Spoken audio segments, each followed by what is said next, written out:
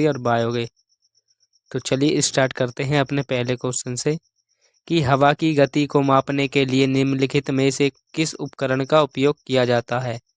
क्या हवा की गति को मापने के लिए निम्नलिखित में से किस उपकरण का उपयोग किया जाता है। ओडोमीटर का, हाइग्रोमीटर का, एनीमोमीटर का या एमीटर का। बताइए कि हवा की गति को मापने के लिए हम किस उपकरण का उपयोग करते हैं। तो आप बताएंगे कि हम एनीमोमीटर का उपयोग करते हैं। किसका? एनीमोमीटर का। चलिए इसके बारे में और ज़्यादा जानकारी प्राप्त करते हैं। तो ऑप्शन नंबर सी हमारा यहाँ पर सही हो गया था। तो एनीमोमीटर एक डिवाइस है जिसका प्रयोग वायु की गति एवं शांति मापने के लिए किया जाता है। इसे पवन वेग मापी भी कहते हैं। एनीमोमीटर शब्द की व्युत्पत्ति ग्रीक भाषा के शब्द से एनीमोज यानी कि वायु से हुई है। एनीमोज का शब्द के अर्थ क्या? वायु। तो चलिए क्वेश्चन नंबर 2।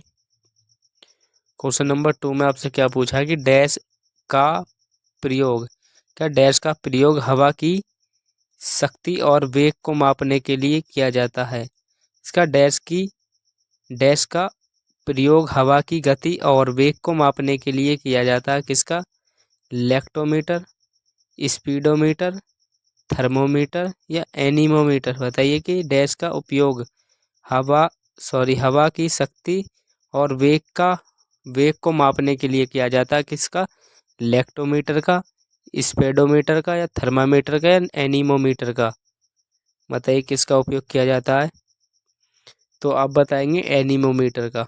किसका? एनीमोमीटर का उपयोग हम हवा की शक्ति और वेग को मापने के लिए करते हैं। और ये क्वेश्चन था आपका आरआरबी ग्रुप डी 12/10/2018 और शिफ्ट फर्स्ट का क्वेश्चन। चलिए इसके बारे में और जानकारी लेते हैं।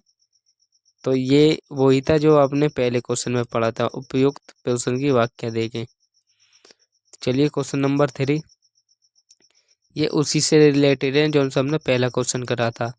एनीमोमीटर का प्रयोग डैश को मापने के लिए किया जाता है। किसका? एनीमोमीटर का उपयोग किसको मापने के लिए किया जाता है। तो हमने पहले ही देखा था कि वायु की गति को। किसको मापने के लिए? वायु की गति को। और ये क्वेश्चन था आपका आरआरबी एनटीपीसी का, जो कि आपका 23/7/2021 शिफ्ट सेकंड और स्टेज फर्स्ट का क्वेश्चन था। कब? आरआरबी एनटीपीसी 23/7/2021 और शिफ्ट सेकंड और स्टेज फर्स्ट का क्वेश्चन था। चलिए इसका वो पढ़ ही लिया था हमने पीछे ही क्वेश्चन नंबर 1 में। क्वेश्चन नंबर 4, निम्नलिखित में से कौन सा झूठ का पता लगाने वाली मशीन है। क्या निम्नलिखित में से कौन सा झूठ का पता लगाने वाली मशीन है? लाई डिटेक्टर मशीन है। तो ये आपकी टेलीस्कोप, फोटोमीटर या पॉलीग्राफ या आपकी टैकोमीटर। तो आप बताएंगे झूठ का पता लगाने वाली मशीन है आपकी पोलोग्राफ। कौन सी? पोलोग्राफ। और ये क्वेश्चन था आपका आरआरबी एनटीपीसी 3/3/2021 और shift first. Answer C, polygraph machine का प्रयोग झूठ पकड़ने के लिए किया जाता है। इसे लाड डिटेक्टर के नाम से भी जाना जाता है, अर्थात लाड डिटेक्टर उपकरण को पॉलीग्राफ के रूप में भी जाना जाता है। इसकी खोज जॉन ऑस्टर्स लार्सन ने 1921 के आसपास की थी। अपराध की जांच करने को नार्को टेस्ट के नाम से जाना जाता है। फिर नार्को टैक्स के नाम से जाना जाता है। क्वेश्चन नंबर 5, जल में अम्ल के मिश्रण को क्या कहा जाता है। इसमें जल में अम्ल के मिश्रण को क्या कहा जाता है, जिसे परिमाण स्वरूप प्रति इकाई आयतन में आयनों की सांद्रता में कमी हो जाती है। क्या जल में अम्ल के मिश्रण को क्या कहा जाता है जिसके परिमाण स्वरूप प्रति इकाई आयतन में आयनों की सांद्रता में कमी हो जाती है? तो आपका तनुकरण, उदासीनीकरण, अम्लीयकरण या सांद्रता। तो ये क्वेश्चन पूछा था आपका आरआरबी ग्रुप डी 16/10/2018 और शिफ्ट थर्ड में। बताइए कि जल में अम्लीय के मिश्रण और को क्या कहा जाता है जिसे परिमाण स्वरूप प्रति इकाई आयतन में आयनों की सांद्रता में कमी हो जाती है? Question number 5। तो आप कहेंगे ये कहा जाता है आपका तनुकरण। क्या तनुकरण? ऑप्शन नंबर ए कि जल में अम्ल या क्षार मिलाने पर आयन की सांद्रता में प्रति इकाई आयतन में कमी तनुकरण कहलाती है। तनुकरण की प्रक्रिया में विलयन के प्रति इकाई आयतन में सांद्रता की कमी हो जाती है। किसकी कमी हो जाती है? आपकी सांद्रता की कमी। चलिए क्वेश्चन नंबर 6।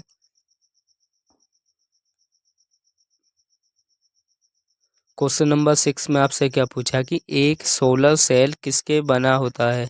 क्या एक सोलर सेल किससे बना होता है?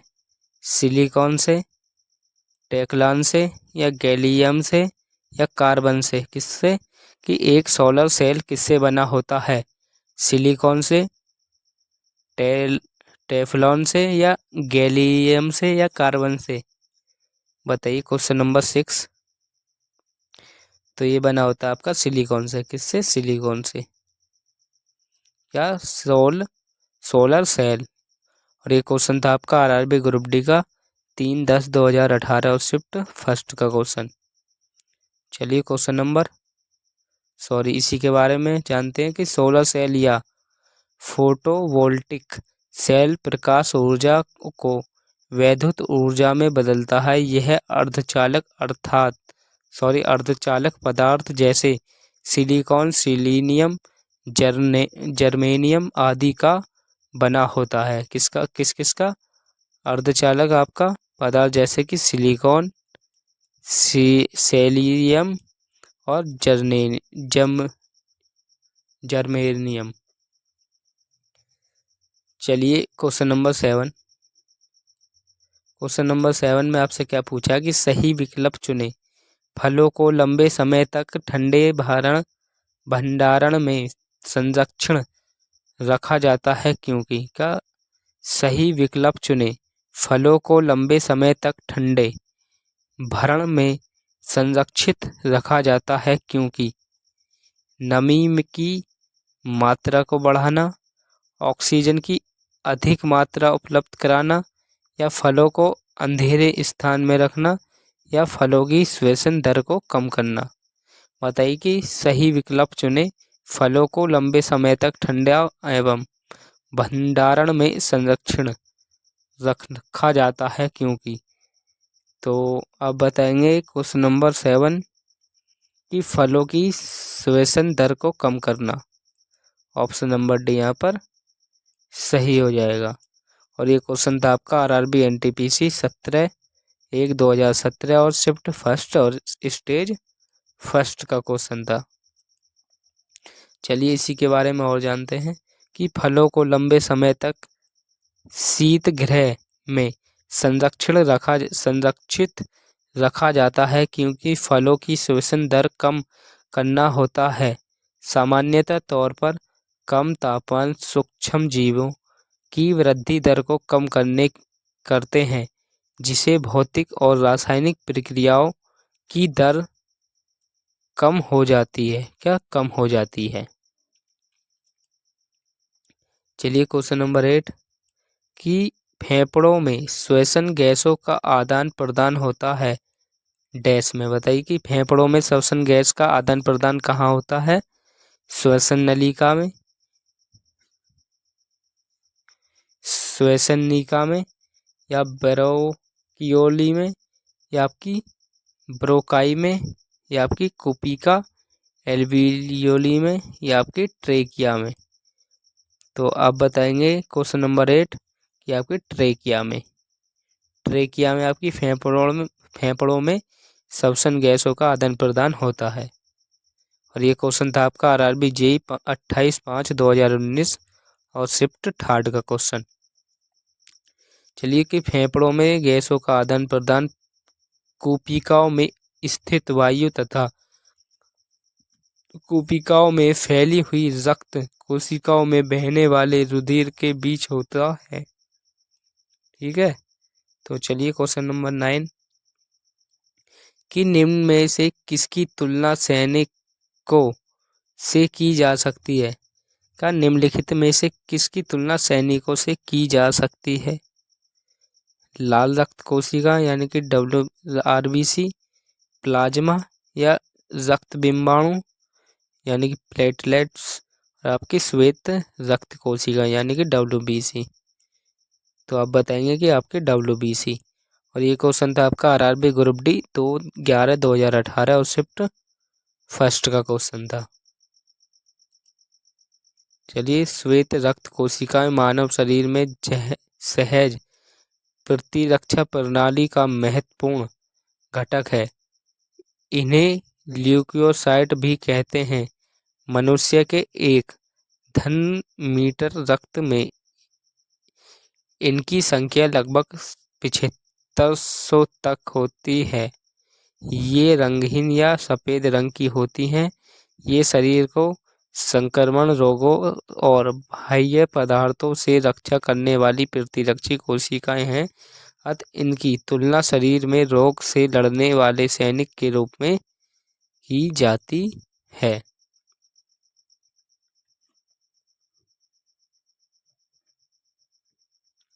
ठीक है, क्वेश्चन नंबर 10 कि निम्नलिखित में से किसे मानव शरीर का सैनिक कहा जाता है। इसे कि निम्नलिखित में से किसे मानव शरीर का सैनिक कहा जाता है। तो अभी हमने पढ़ा था आपका WBC को। किसको? WBC को, यानी कि वाइट ब्लड सेल। और ये क्वेश्चन था आपका RRB ग्रुप डी 10/10/2018 और शिफ्ट फर्स्ट का क्वेश्चन। तो हमने इसके बारे में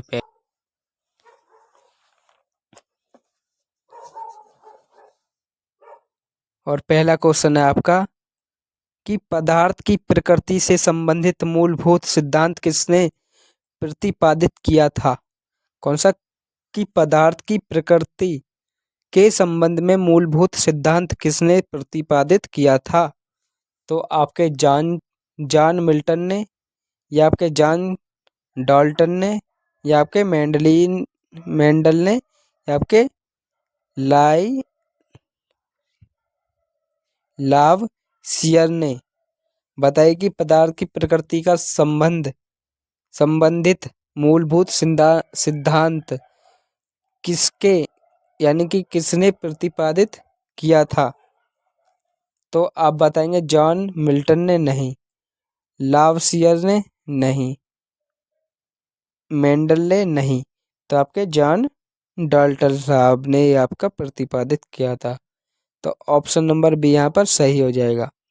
और ये क्वेश्चन था आपका RRB ग्रुप डी का, RRB NTPC में 13/1/2021 में शिफ्ट फर्स्ट और स्टेज फर्स्ट में का क्वेश्चन है।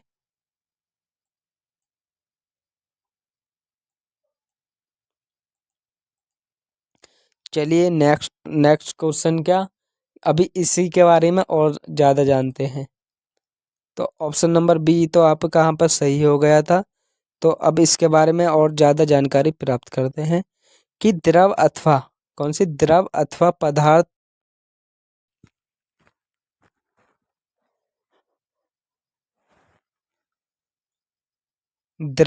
पदार्थ की संरचना तथा प्रकृति का गहन अध्ययन करने के पश्चात इंग्लैंड के वैज्ञानिक जॉन डाल्टन ने 1808 में 1808 ईस्वी में द्रव या पदार्थ की संरचना एवं प्रकृति से संबंधित एक सुव्यवस्थित विचार प्रस्तुत किया, जिसे डाल्टन का परमाणुवाद कहते हैं। इन्होंने अनुसार पदार्थ अनेक सूक्ष्म कणों से मिलकर बना है, जिन्हें परमाणु कहते हैं, तथा यह तत्व का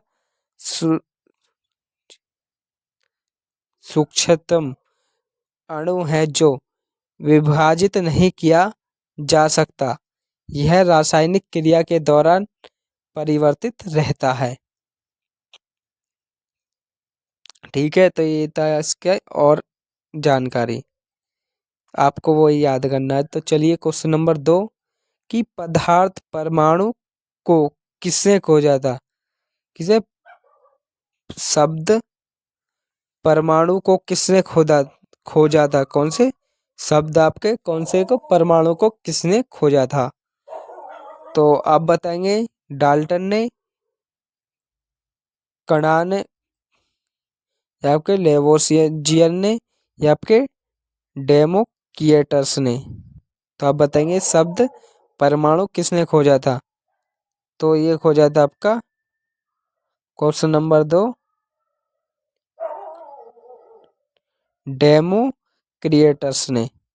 और ये क्वेश्चन था आपका आरआरबी ग्रुप डी का, जो कि आपका 31/10/2018 और शिफ्ट फर्स्ट का क्वेश्चन था। कब? आरआरबी ग्रुप डी 31/10/2018 और शिफ्ट फर्स्ट का क्वेश्चन। तो बाकी यहाँ पर ऑप्शन आपके गलत हो जाएंगे। चलिए इसके बारे में और ज़्यादा जानकारी लेते हैं। तो ऑप्शन नंबर डी यहाँ पर बिल्कुल सही हो गया था कि परमाणु शब्द का सर्वप्रथम प्रयोग ग्रीक दार्शनिक डेमोक्रिटस ने किया था, जिसका अर्थ होता है कि जिसे तोड़ा ना जा सके। परमाणु एटम रासायनिक विज्ञान में तत्व या वह छोटा से छोटा भाग है जो किसी भी रासायनिक अभिक्रिया में भाग ले सकता है, परंतु वह स्वतंत्र अवस्था में नहीं रह सकता। परमाणुओं का निर्माण प्रोटॉन, न्यूट्रॉन तथा इलेक्ट्रॉन से मिलकर होता है। परमाणुओं का आकार अति सूक्ष्म व द्रव्यमान बहुत कम होता है। क्या कि परमाणु शब्द का सर्वप्रथम प्रयोग ग्रीक दार्शनिक डेमार्क ने किया था, जिसका अर्थ क्या था कि जिसे तोड़ा ना जा सके। परमाणु एटम रासायनिक विज्ञान के तत्व के छोटे छोटे भाग हैं, ये इन्होंने आपकी बात बताई थी। चलिए क्वेश्चन नंबर 3। क्वेश्चन नंबर 3 में आपसे क्या पूछा कि परमाणु रासायनिक रूप से जुड़कर डैश बनाते हैं। का परमाणु रासायनिक रूप से जुड़कर डैश बना देते हैं। तो आप बताइए कि आपके परमाणु रासायनिक रूप से जुड़कर क्या बनाते हैं? एक अणु या तत्व और मिश्र धातु दोनों, या आपके मिश्र धातु खाली। Question number 3। तो आप बताएंगे ये नहीं तो आपके तत्व और मिश्र दोनों, नहीं आपके मिश्र धातु। तो आपका बनाते हैं अणु। क्या? अणु। और ये क्वेश्चन था आपका ऑप्शन नंबर ए सही हो जाएगा। और ये क्वेश्चन था आपका आरआरबी जेई, जो कि आपका 25/5/2019 में और शिफ्ट थर्ड का क्वेश्चन था। चलिए इसके बारे में और ज़्यादा जानकारी लेते हैं। तो ऑप्शन नंबर ए तो यहाँ पर आपका सही हो गया था। तो ये कहता है आपसे कि दो या दो से अधिक एक ही प्रकार के अथवा अलग अलग प्रकार के तत्वों के परमाणु आपस में मजबूत रासायनिक बंधों द्वारा जुड़कर अणु का निर्माण करते हैं। क्या? दो या दो से अधिक एक ही प्रकार के अथवा अलग अलग प्रकार के तत्वों के परमाणु आपस में मजबूत रासायनिक बंधों द्वारा जुड़कर अणु का निर्माण करते हैं।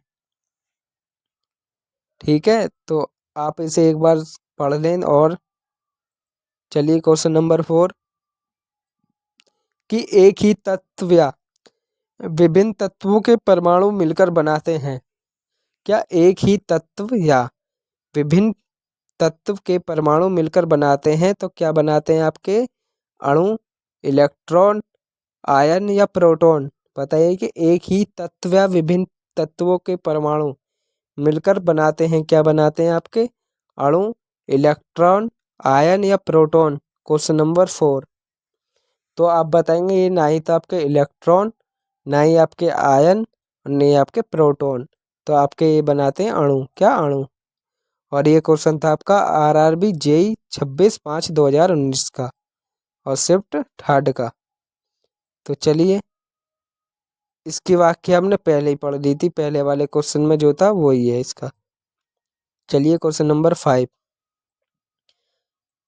क्वेश्चन नंबर 5 में आपसे क्या पूछा कि प्राक केंद्रीकी कोशिका की कुछ विशेषताओं का उल्लेख नीचे किया गया है, दिए गए विकल्पों में से गलत विकल्प का चयन कीजिए। क्या आपके जो भी ये ऑप्शन दिए गए हैं इनों में से जो ऑप्शन आपका गलत है वो बताना है। इसके बारे में प्राकेंद्रिकी कोशिकाओं के बारे में। तो ऑप्शन नंबर ए, झिल्ली बुद्धि कोशिकांगों में मौजूद की, या अत्यधिक छोटे आकार, या एक गुणसूत्र, या इनका नाभिक केंद्र, इसका नाभिकीय क्षेत्र केंद्र काभ कहलाता है। क्या प्राकेंद्रिकी कोशिका की कुछ विशेषताओं का उल्लेख नीचे किया गया है, दिए गए विकल्पों में से गलत विकल्प का चयन कीजिए। झिल्ली बुद्धिदा कोशिकांगों में मौजूदगी, या अत्यधिक छोटे आकार, या एकल गुणसूत्र, या इसका नाभिकीय क्षेत्र केंद्र काभ कहलाता है। तो ये क्वेश्चन था आपका आरआरबी ग्रुप डी, जो कि आपका 5/9/2022 और शिफ्ट फर्स्ट का क्वेश्चन था। अब आरआरबी ग्रुप डी 5/9/2022 और शिफ्ट फर्स्ट का क्वेश्चन।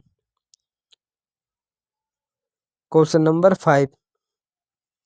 तो आप बताएंगे कि अत्यधिक छोटे आकार की, ये तो बात सही है। एकल गुणसूत्र, ये भी। इसका नाभिकीय क्षेत्र केंद्र काभ कहलाता है, बिल्कुल। तो इसकी झिल्ली बुद्ध कोशिकांगों में मौजूदगी, ये आपका गलत हो जाएगा। और ये क्वेश्चन था आपका, सॉरी, इसके बारे में और ज़्यादा जानकारी करते हैं।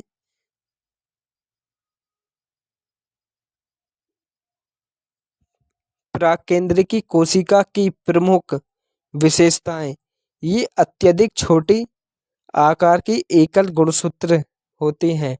इनका नाभिकीय क्षेत्र केंद्र काभ्य कहलाता है। प्रोकैरियोटिक जीव या प्रोकैरियोटिक ऐसे जीव को कहा जाता है जिनकी कोशिकाएं झिल्ली बंद केंद्रक में नहीं पाई जाती। ठीक है, तो ये था इसका और एक्सटर्नल जानकारी। तो चलिए क्वेश्चन नंबर 6 कि जब एटीपी में टर्मिनल फास्फेट लिंकेज को जल के उपयोग द्वारा तोड़ा जाता है तो कितनी ऊर्जा मुक्त होती है। क्या जब एटीपी में टर्मिनल फास्फेट लिंकेज को जल के उपयोग द्वारा तोड़ा जाता है तो कितनी ऊर्जा मुक्त होती है। तो आपकी 42 किलोमोल, या आपकी 32.5 किलोमोल, या आपकी 30.5 किलोमोल, या आपकी 33 किलोमोल। बताइए कि जब एटीपी का में टर्मिनल फास्फेट लिंकेज को जल के उपयोग द्वारा तोड़ा जाता है तो कितनी ऊर्जा मुक्त होती है। Question number 6। तो आप बताएंगे 32 किलोमोल नहीं, 32.5 किलोमोल नहीं, 33 किलोमोल नहीं, तो ये होती है आपका 30.5 किलोमोल। ऑप्शन नंबर सी यहाँ पर सही हो जाएगा। और ये क्वेश्चन था आपका आरआरबी ग्रुप डी 30/8/2022 और शिफ्ट थर्ड का क्वेश्चन। तो चलिए इसके बारे में और ज़्यादा जानते हैं। क्वेश्चन ऑप्शन नंबर आपका सी सही हो गया था।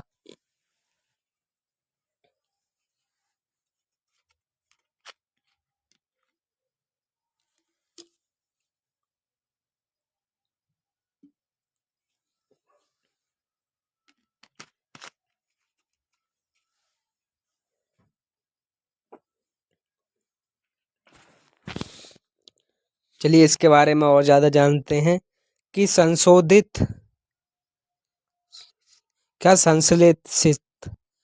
अणु यानी कि एटीपी का उपयोग कोशिका में अन्य सभी गतिविधियों को बढ़ावा देने के लिए किया जाता है। इस प्रक्रियाओं में एटीपी टूट जाता है जो एक निश्चित मात्रा में ऊर्जा पैदा करता है जो कोशिका में होने वाली ऊष्माशोषी अभिक्रियाओं को चला सकता है। इस प्रकार जब पानी का उपयोग करके एटीपी में टर्मिनल फॉस्फेट लीकेज को तोड़ा जाता है तो 30.5 किलोमोल के बराबर ऊर्जा निकलती है। किसके के बराबर? 30.5 किलोमोल के बराबर। किसके? जब एटीपी में टर्मिनल फॉस्फेट को लीकेज को तोड़ा जाता है तो 30.5 किलोमोल के बराबर निकलती है। चलिए क्वेश्चन नंबर 7। क्वेश्चन नंबर 7 में आपसे क्या पूछा है कि कौन सा कोशिकांग विषाक्त पदार्थों में औषधियों के जहरीले प्रभाव को खत्म कर देता है। कि कौन सा कोशिकांग विषाक्त पदार्थों और औषधियों के जहरीले प्रभाव को खत्म कर देता है। तो ये आपका अंतःद्रव्य जालिका, या आपका राइबोसोम, या आपका गोल्गी काय, या आपका माइटोकॉन्ड्रिया। बताइए कि कौन सा कोशिकांग विषय यानी कि जहरीले पदार्थों को और औषधियों में जहरीले प्रभाव को खत्म कर देता है। तो ये है आपका कौन सा? अंतःद्रव्य जालिका। ऑप्शन नंबर ए यहाँ पर बिल्कुल सही हो जाएगा। और ये क्वेश्चन था आपका आरआरबी ग्रुप डी ने 25/8/2022 में और शिफ्ट फर्स्ट में पूछा था आपका। चलिए इसके बारे में और ज़्यादा जानते हैं। तो ऑप्शन नंबर ए यहाँ पर आपका सही हो गया था। तो अंतःद्रव्य जालिका सुकेंद्रक कोशिकाओं में स्थित एक झिल्लीदार कोशिकांग है। इनका प्रमुख कार्य विषाक्त पदार्थों और औषधियों के जहरीले प्रभाव को खत्म करना होता है। अंतःद्रव्य जालिका की रचना प्लाज्मा झिल्ली के समान होती है। किसके समान? प्लाज्मा झिल्ली के समान। अंतःद्रव्य जालिका की रचना प्लाज्मा झिल्ली के समान होती है। तो चलिए क्वेश्चन नंबर 8। क्वेश्चन नंबर 8 में आपसे क्या पूछा है कि निम्न में से किस प्राणी ऊतक में चपटी कोशिकाएं होती हैं। का निम्न, ये जो आपके नीचे ऑप्शन दिए गए हैं इनमें से किस प्राणी में ऊतक में चपटी कोशिकाएं होती हैं। तो आपका प्लाज्मा कोशिका में, या आपकी घनाकार उपकला में, या आपकी सल्की उपकला में, या आपकी मास्टर कोशिकाएं में। बताइए कि निम्न में से किस प्राणी ऊतक में चपटी कोशिकाएं होती हैं। तो ये क्वेश्चन पूछा था आपका आरआरबी ग्रुप डी ने 30/9/2022 में और शिफ्ट फर्स्ट में। तो ऑप्शन बताइए कौन सा सही हो जाएगा यहाँ पर। तो आप बताएंगे कि सल्की उपकला। ऑप्शन नंबर सी यहाँ पर आपका सही हो जाएगा। क्या? ऑप्शन नंबर सी यहाँ पर आपका बिल्कुल सही हो जाएगा। चलिए इसके बारे में और जानते हैं कि सल्की उपकला ऊतक एक चपटी कोशिकाओं के पतले स्तर से बनाता है जिसके किनारों अनियमित होते हैं। यह ऊतक रक्त वाहिकाओं की भित्ति में तथा फेफड़ों के वायु कोश में पाया जाता है और यह विसरण सीमा का कार्य करता है। किसका कार्य करता है? आपका विसरण सीमा का कार्य करता है। तो चलिए क्वेश्चन नंबर 9 कि निम्न में से कौन सा कथन गलत है। क्या ये जो ऑप्शन दिए गए हैं इनमें से कौन सा कथन गलत है। तो ऑप्शन नंबर ए आपका विखंडन की प्रक्रिया के लिए ऑक्सीजन की आवश्यकता नहीं होती। क्या विखंडन की प्रक्रिया के लिए ऑक्सीजन की आवश्यकता नहीं होती। और ऑप्शन बी क्या आपका कि श्वसन के प्रथम चरण में पायरुविक अम्ल का निर्माण होता है। और ऑप्शन नंबर सी क्या आपका श्वसन के प्रथम चरण में ग्लूकोज का विघटन होता है। ऑप्शन नंबर डी क्या आपका माइटोकॉन्ड्रिया में ऑक्सीजन की सहायता से एसिटिक अम्ल का विघटन होता है। इसका विघटन होता है माइटोकॉन्ड्रिया में ऑक्सीजन की सहायता से एसिटिक अम्ल का विघटन होता है। और ये क्वेश्चन पूछा था आपका आरआरबी ग्रुप डी ने 17/8/2022 में और शिफ्ट 3rd में।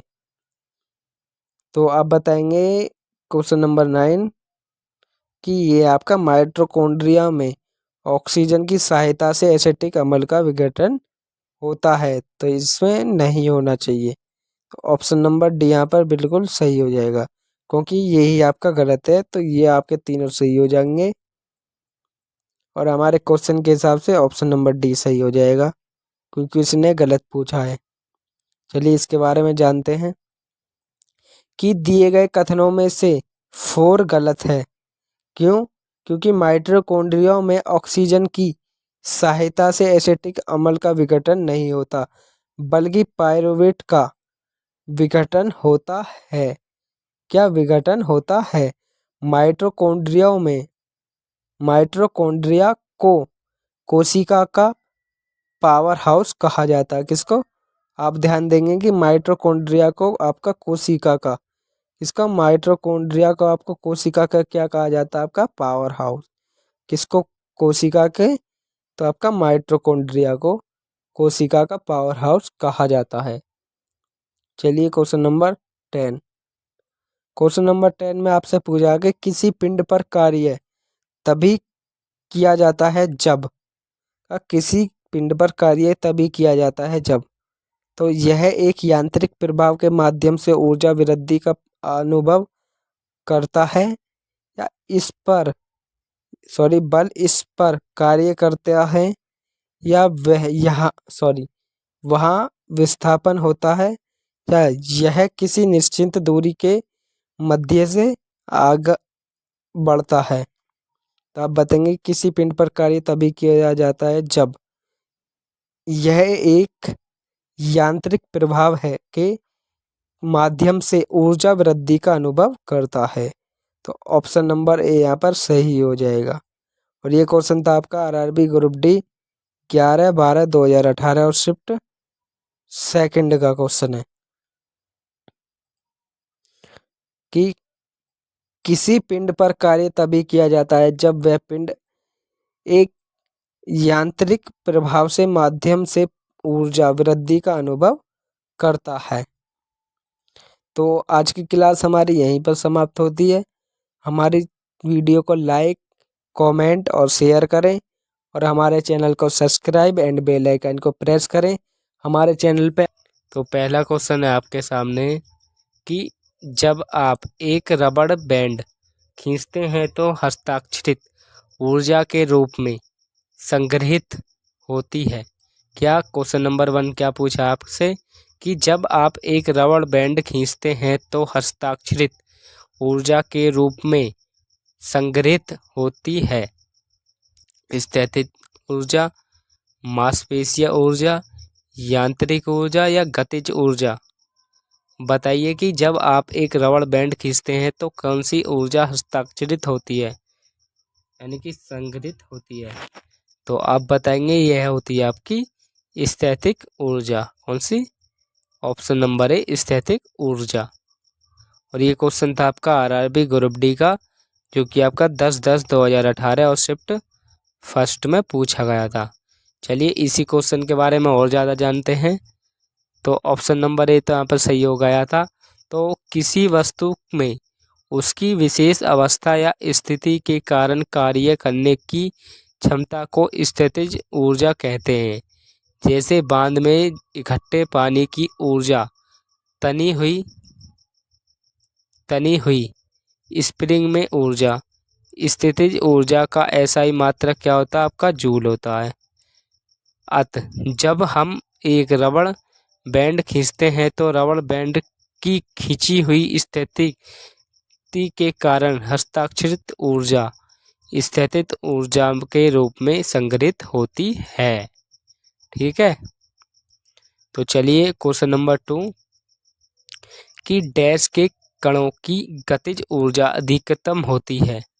का डैश के कणों की गतिज ऊर्जा अधिकतम होती है। कैसी होती है? द्रव, प्लाज्मा, ठोस या गैस में? बताइए कि डैश के कणों की गतिज ऊर्जा अधिकतम कैसी होती है? द्रव, प्लाज्मा, ठोस या गैस? तो आप बताएंगे कि यह होती है आपकी गैस। कौन सी अवस्था होती है? गैस। और ये क्वेश्चन था आपका आरआरबी ग्रुप डी का 26/10/2018 का क्वेश्चन। कब? आरआरबी ग्रुप डी 26/10/2018 और शिफ्ट थर्ड का क्वेश्चन। चलिए इसी के बारे में और ज़्यादा जानते हैं। ऑप्शन नंबर बी सही हो गया।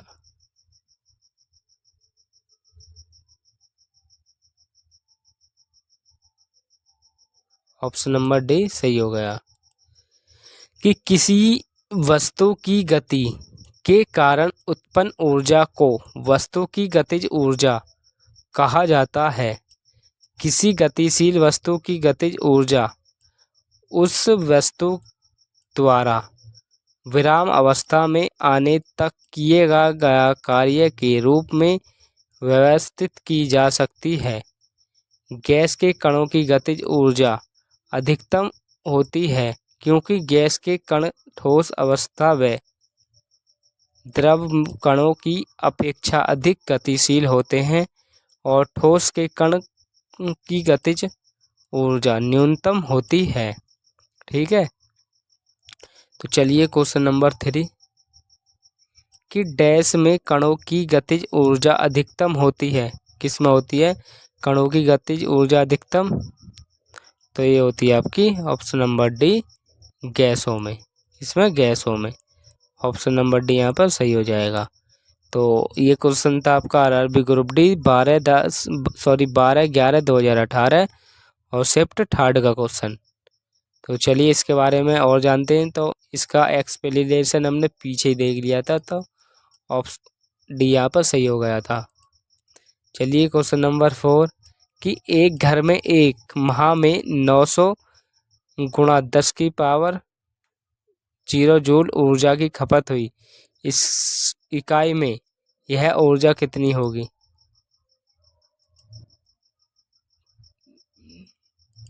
बताइए कितनी होगी? क्वेश्चन नंबर 4 तो ये होगी 250। कितनी? 250। तो ऑप्शन नंबर डी सही हो गया कि ऊर्जा एक ऐसा कारक है जो कार्य करने के लिए आवश्यक होता है। जिस कारण से किसी वस्तु में कार्य करने की क्षमता होती है उसे ऊर्जा कहते हैं। ऐसा पद्धति में ऊर्जा का मात्रक क्या होता है? जूल। ठीक है, ऊर्जा का मात्रक क्या है? जूल। चलिए क्वेश्चन नंबर 5 कि निम्नलिखित में से कौन सा एक गंधीय सूचक है? क्या कि निम्नलिखित में से कौन सा एक गंधीय सूचक है? गुलाब, साबुन, लौंग या हल्दी? क्वेश्चन नंबर 5 कि निम्नलिखित में से कौन सा एक गंधीय सूचक है? तो ये आपकी लौंग। क्या है? लौंग। लौंग आपकी एक गंधीय सूचक है। और ये क्वेश्चन है आपका आरआरबी ग्रुप डी का, जो कि आपका 26/9/2018 और शिफ्ट फर्स्ट का क्वेश्चन है। कब? आरआरबी ग्रुप डी 26/9/2018 और शिफ्ट फर्स्ट का क्वेश्चन। चलिए कि कुछ ऐसे पदार्थ होते हैं जिनकी गंध अम्लीय या क्षारीय माध्यम में बदल जाती है। ऐसे पदार्थों को गंधीय सूचक कहते हैं, जैसे वेनिला, प्याज एवं लौंग आदि गंधीय सूचक हैं। क्या? गंधीय सूचक। तो चलिए क्वेश्चन नंबर 6। क्वेश्चन नंबर 6 में क्या है कि जिस पदार्थ की गंधीय अम्लीय या क्षारीय माध्यम में बदल जाती है उन्हें कहा जाता है। क्या जिन पदार्थों की कंदियाँ अम्लीय या क्षारीय माध्यम में बदल जाती है तो उन्हें कहा जाता है श्लेषित या सिंथेटिक सूचक या अम्लक्षार सूचक या घ्राण सूचक या प्राकृतिक सूचक। बताइए क्या कहा जाता है क्वेश्चन नंबर 6। तो श्लेषित सूचक नहीं, अम्लक्षार सूचक नहीं, प्राकृतिक सूचक नहीं, तो ये कहा जाता है आपका घ्राण सूचक। कौन सा? घ्राण सूचक। ठीक है, घ्राण सूचक। और ये क्वेश्चन था आपका आरआरबी ग्रुप डी 19/9/2018 और शिफ्ट थर्ड का क्वेश्चन। कब? आरआरबी ग्रुप डी 19/9/2018 और शिफ्ट फर्स्ट का क्वेश्चन। चलिए क्वेश्चन नंबर कि उपयुक्त की व्याख्या देखें, पीछे वाला सेम था। क्वेश्चन नंबर 7 कि उपरोक्त विकल्प द्वारा रिक्त स्थानों की पूर्ति करें। क्या उपरोक्त विकल्पों के द्वारा रिक्त स्थानों की पूर्ति करें? नीले लिटमस को लाल रंग में बदल देता है और डैश लिटमस को नीले रंग में बदल देता है। क्या उपरोक्त उपरोक्त विकल्प द्वारा रिक्त स्थान की पूर्ति करें कि नीला लिटमस को लाल रंग में बदल देता है और डैश लिटमस को नीले रंग में बदल देता है।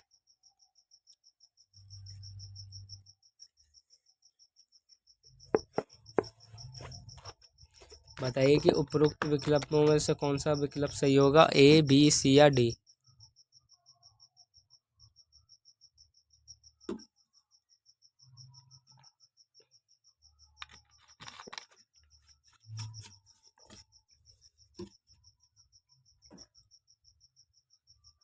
तो ऑप्शन नंबर ए आपका क्षार अमल या लाल।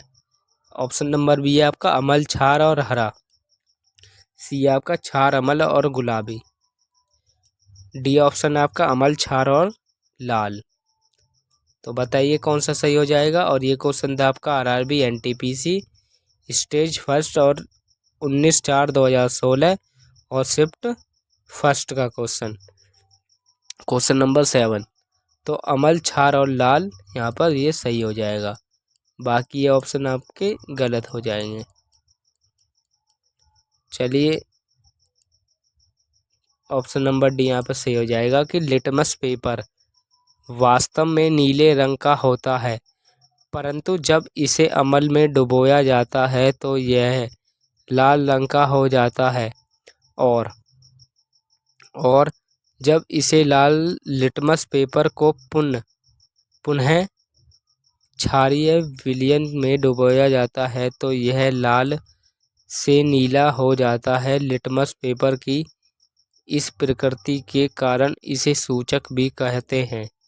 क्या लिटमस पेपर वास्तव में नीले रंग का होता है, परंतु जब इसे अमल में डुबोया जाता है तो यह लाल रंग का हो जाता है और जब इसे लाल लिटमस पेपर को पुनः क्षारीय विलयन में डुबोया जाता है तो यह लाल रंग से नीला रंग हो जाता है। लिटमस पेपर की इस प्रकृति के कारण सूचक भी कहा जाता है। चलिए क्वेश्चन नंबर 8 कि मिथाइल ऑरेंज होता है। मिथाइल ऑरेंज क्या होता है? अम्लीय माध्यम में गुलाबी, क्षार माध्यम में और मलयम माध्यम में रंगहीन और क्षारीय माध्यम में गुलाबी, या अम्लीय माध्यम में पीला या क्षारीय माध्यम में रंगहीन। ऑप्शन नंबर डी है अम्लीय माध्यम में लाल और क्षारीय माध्यम में पीला गुलाबी। तो बताइए आप क्वेश्चन नंबर 8। तो ये होता है अम्लीय माध्यम में लाल और क्षारीय माध्यम में पीला गुलाबी। तो ऑप्शन नंबर डी यहाँ पर सही हो जाएगा। क्या? ऑप्शन नंबर डी सही हो जाएगा। ये क्वेश्चन था आपका आरआरबी जेई 28/5/2019 और शिफ्ट थर्ड का क्वेश्चन। कब? आरआरबी जेई 28/5/2019 और शिफ्ट थर्ड का क्वेश्चन। चलिए ये ऑप्शन नंबर डी कि मिथाइल ऑरेंज अम्लीय माध्यम में लाल और क्षारीय माध्यम में पीला गुलाबी होता है? कौन सा क्या? मिथाइल ऑरेंज अम्लीय माध्यम में लाल और क्षारीय माध्यम में पीला गुलाबी होता है। चलिए क्वेश्चन नंबर 9 कि जब लिटमस विलयन ना तो अम्लीय और ना ही क्षारीय होता है तब इसका रंग होता है। का जब लिटमस विलयन ना तो अम्लीय और ना ही क्षारीय होता है तो तब हरा रंग होता है। कैसा होता है? रंगहीन, बैंगनी, नीला या गुलाबी? Question number 9। तो ये होता है आपका रंगहीन नहीं होता है, नीला भी नहीं होता है, ना ही आपका गुलाबी। तो ये होता है आपका बैंगनी। क्या? बैंगनी। ऑप्शन नंबर बी यहाँ पर सही हो जाएगा। और ये क्वेश्चन था आपका आरआरबी ग्रुप डी 5 अक्टूबर 2018 और शिफ्ट थर्ड का क्वेश्चन। चलिए इसके बारे में और जानते हैं कि जब लिटमस विलयन ना तो अम्लीय और ना ही क्षारीय होता है तब इसका रंग बैंगनी होता है। लिटमस जाल में घुलनशील विभिन्न रंजनकों का मिश्रण होता है जो थैलोफाइटा समूह के लाइकेन नामक पौधे से निकाला जाता है। प्रायः इसे सूचक की तरह उपयोग किया जाता है। ठीक है, तो चलिए क्वेश्चन नंबर 10 कि मानव में अमोनिया जो जहरीली है को यूरिया में बदल देता है। क्या? मानव में जो अमोनिया यानी कि जो जहरीली है डैश को यूरिया में बदल देता है? किडनी, लीवर या अग्नाशय या बड़ी आंत? तो आप बताएंगे किडनी नहीं, अग्नाशय भी नहीं, नहीं आपकी बड़ी आंत। तो ये बदल देता है आपका लीवर। क्या? लीवर। ऑप्शन नंबर बी यहाँ पर सही हो जाएगा। और ये क्वेश्चन था आपका आरआरबी एनटीपीसी 30/4/2016 और शिफ्ट सेकंड का क्वेश्चन। चलिए इसके बारे में और जानते हैं कि ऑप्शन नंबर बी तो यहाँ पर सही हो गया था कि यूरिया का स्वाभाविक रूप से निर्माण प्रोटीन के टूटने की प्रक्रिया के दौरान होता है। इस प्रक्रिया की वजह से ही प्रोटीन में मौजूद अमीनो अम्ल से अमीनो समूह निकल जाते हैं। ये अमीनो समूह बेहद जहरीले अमोनिया यानी कि NH3 में परिवर्तित हो जाते हैं और इस तरह बनने वाले अमोनिया अंत में लीवर द्वारा यूरिया में बदल दिया जाता है। यूरिया का निर्माण अनिरर्थीय चक्र के द्वारा होता है जिसे अमोनिया यूरिया में बदल जाता है। तो आज की क्लास हमारी यहीं पर समाप्त होती है। तो हमारी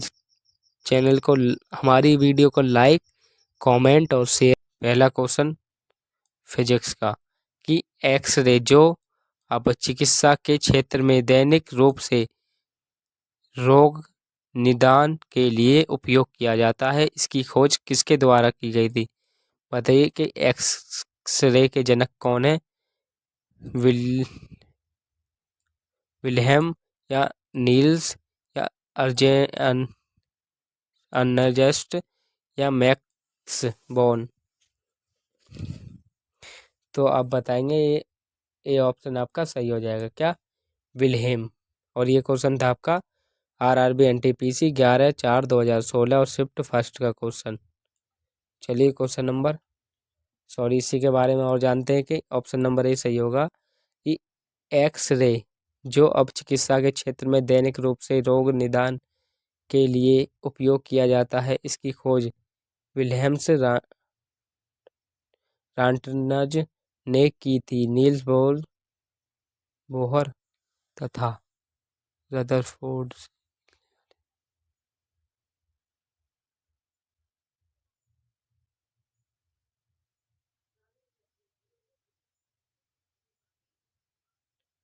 नील बोहर तथा रदरफोर्ड ने मिलकर परमाणु संरचना खोजा की खोज की थी। ठीक है।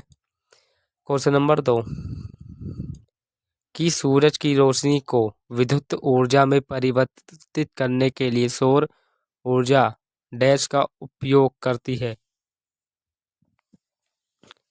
फोटोवोल्टिक सेल्स का, इसका फोटोवोल्टिक सेल्स का। तो ऑप्शन नंबर है यहाँ पर सही हो जाएगा। क्या ऑप्शन नंबर है सही हो जाएगा। और ये क्वेश्चन था आपका आरआरबी एनटीपीसी 5/4/2016 और शिफ्ट सेकंड और स्टेज फर्स्ट का क्वेश्चन। कब? आरआरबी एनटीपीसी 5/4/2016 शिफ्ट सेकंड और स्टेज फर्स्ट का क्वेश्चन। चलिए कि सौर पैनल फोटो वोल्टिक प्रभाव, यह प्रकाश विद्युत प्रभाव है के माध्यम से विद्युत उत्पादन करने के लिए सूर्य से प्राप्त प्रकाश ऊर्जा फोटॉन का उपयोग करते हैं। फोटोवोल्टिक प्रणाली का प्रयोग ऑन ग्रिड या ऑफ ग्रिड अनुप्रयोग और अंतरिक्ष यान के सौर पैनलों के लिए किया जाता है। चलिए क्वेश्चन नंबर 3 कि निम्नलिखित में से किस प्रकार की किरण पृथ्वी के वायुमंडल में प्रवेश नहीं कर पाती हैं। निम्नलिखित में से किस प्रकार की किरणें पृथ्वी के सूर्यमंडल में प्रवेश नहीं कर पाती हैं, बताइए। तो ये आपकी एक्स किरण, इसकी एक्स किरण है। ऑप्शन नंबर भी यहाँ पर सही हो जाएगा। और ये क्वेश्चन था आपका आरआरबी एनटीपीसी 2/4/2016 और शिफ्ट थर्ड का और स्टेज फर्स्ट का क्वेश्चन। चलिए कि एक्सरे पृथ्वी के वायुमंडल में पृथ्वी नहीं प्रवेश नहीं कर पाती हैं। एक्सरे एक प्रकार का विद्युतीय चुंबकीय विकिरण है जिसकी तरंगदैर्घ्य 10 से 108 मीटर तक होती है।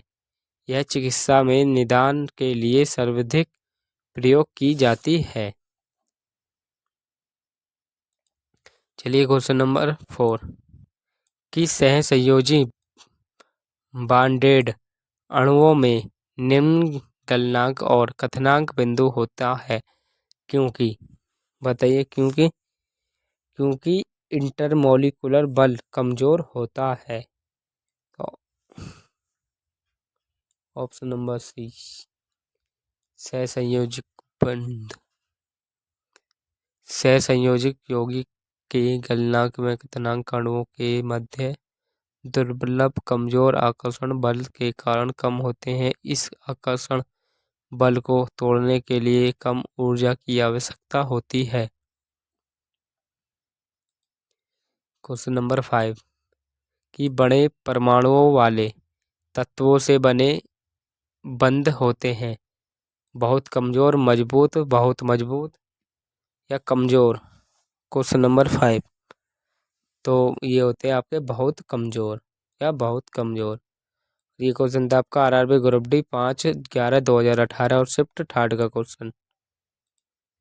चलिए कि ए किसी यौगिक में तत्वों के परमाणु के बीच लगने वाले बल से बनने वाले आबंध को रासायनिक आबंध कहते हैं। रासायनिक आबंध दो प्रकार के होते हैं। पहला आयनिक आबंध और दूसरा आपका सहसंयोजी आबंध। कार्बन द्वारा प्रबल आबंध के निर्माण के एक कारण इसका छोटा आकार भी है। इसके कारण इलेक्ट्रॉन के सहभागी युग्मकों को नाभिक कमजोर मजबूत से पकड़ते रहते हैं। बड़े अणुओं वाले तत्वों से बने आबंध तुलना में अत्यंत दुर्लभ होते हैं। तीसरा छठा कि सहसंयोजक बंध दो परमाणु के बीच इलेक्ट्रॉन की साझेदारी के परिणाम स्वरूप निर्माण होते हैं ताकि दोनों पूरे तरह से भरे हुए कोश को प्राप्त कर सकें। क्वेश्चन नंबर 6 तो ये आपका वाह्यतम, कौन सा वाह्यतम? ऑप्शन नंबर ए सही हो जाएगा। ऑप्शन नंबर ए आपका यहाँ पर सही हो जाएगा। और ये क्वेश्चन था आपका आरआरबी एनटीपीसी 11/1/2021 और शिफ्ट फर्स्ट और स्टेज फर्स्ट का क्वेश्चन। चलिए कि जब दो परमाणु के बीच इलेक्ट्रॉन की साझेदारी के फलस्वरूप रासायनिक बंध बनाता है तब उसे सहसंयोजक बंध कहते हैं। सहसंयोजक बंध के बनाने में दो परमाणु इलेक्ट्रॉन की साझेदारी इस प्रकार से कहते हैं कि निर्मित अणुओं में प्रत्येक परमाणु एक अक्रिय गैस का स्थायी इलेक्ट्रॉन विन्यास प्राप्त कर लेती है, जिसमें दोनों परमाणु पूरी तरह से भरे हुए वाहितम कोश को प्राप्त कर लेते हैं।